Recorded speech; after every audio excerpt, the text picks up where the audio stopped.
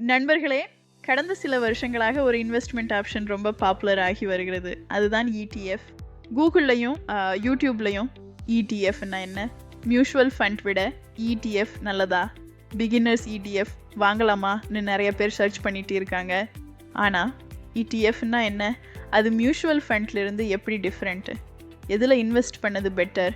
இன்னைக்கு இந்த வீடியோல சிம்பிள் தமிழ்ல ஈஸியா புரிஞ்சுக்கலாம்.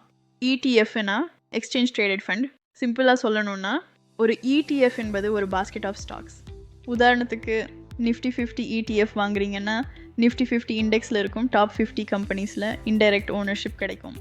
அதாவது ஒரே டிரான்சாக்ஷனில் Reliance, HDFC bank, Infosys, ICICI bank, TCS போன்ற பல கம்பெனிஸில் எக்ஸ்போஷர் கிடைக்கும். இதனால் உங்களுக்கு டைவர்சிஃபிகேஷன் ஆட்டோமேட்டிக்லி கிடைக்கும். இடிஎஃப் எப்படி வேலை செய்யுதுன்னா, இடிஎஃப்ஐ மியூச்சுவல் ஃபண்ட் மாதிரி ஏஎம்சி மேனேஜ் பண்ணும். ஆனால் ஒரு முக்கிய டிஃப்ரென்ஸ் இருக்குது. இடிஎஃப் ஸ்டாக் மார்க்கெட்டில் ஷேர் மாதிரி ட்ரேட் ஆகும். மார்க்கெட் ஓப்பன் இருக்கிற நேரத்தில் நீங்கள் இடிஎஃப் யூனிட்ஸை பை அல்லது செல் பண்ணலாம். அதனால ரியல் டைம் ப்ரைஸ் மூவ்மெண்ட் இருக்கும். இதுதான் இடிஎஃபோட பிக்கெஸ்ட் ஃபீச்சர். இப்போ முக்கியமான கம்பேரிசன் பார்ப்போம் நண்பர்களே. Mutual fund versus ETF. Mutual fund manager actively manage பண்ணுவார். SIP setup easy, expense ratio கொஞ்சம் அதிகம். எண்ட் ஆஃப் டே என்ஏவி ப்ரைஸில் பை/செல் ஆகும். இடிஎஃப் யூஷுவலி இண்டெக்ஸை ஃபாலோ பண்ணும். எக்ஸ்பென்ஸ் ரேஷியோ மிகவும் குறைவு. Real time trading possible. Demat account தேவைப்படும்.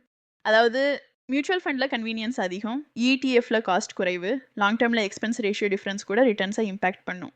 இடிஎஃப்ஓட முக்கிய advantages: low cost, expense ratio மிகவும் குறைவு, டைவர்சிஃபிகேஷன், ஒரே இடிஎஃப்ல பல கம்பெனிஸ் எக்ஸ்போஷர், டிரான்ஸ்பேரன்சி, எந்த ஸ்டாக்ஸ் ஹோல்ட் பண்ணுது ஈஸியாக தெரியும், ஃப்ளெக்சிபிலிட்டி, மார்க்கெட் ஹவர்ஸில் எனி டைம் ட்ரேட் பண்ணலாம். இதனால் யங் இன்வெஸ்டர்ஸ் இடிஎஃப்ஐ அதிகமாக ப்ரிஃபர் பண்ண ஆரம்பிச்சிருக்காங்க.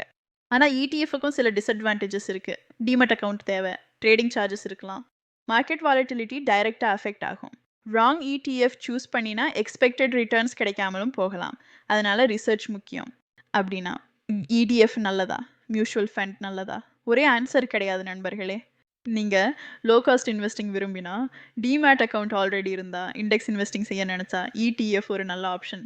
ஆனால் மந்த்லி எஸ்ஐபி மட்டும் பண்ணணும், ஈஸி இன்வெஸ்டிங் வேண்டும், ஃபண்ட் மேனேஜர் சப்போர்ட் வேண்டும்னா mutual fund better choice.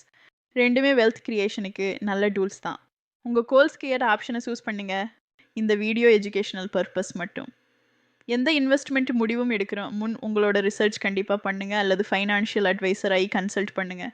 Video உங்களுக்கு பிடிச்சிருந்தா அப்படியே நம்ம சேனலையை சப்ஸ்கிரைப் பண்ணுங்கள், லைக் அண்ட் கமெண்ட் பண்ணுங்கள். இது உங்கள் நம்ம போர்ட்ஃபோலியோஸ். மீண்டும் அடுத்த வீடியோவில் சந்திப்போம். நன்றி, வணக்கம்.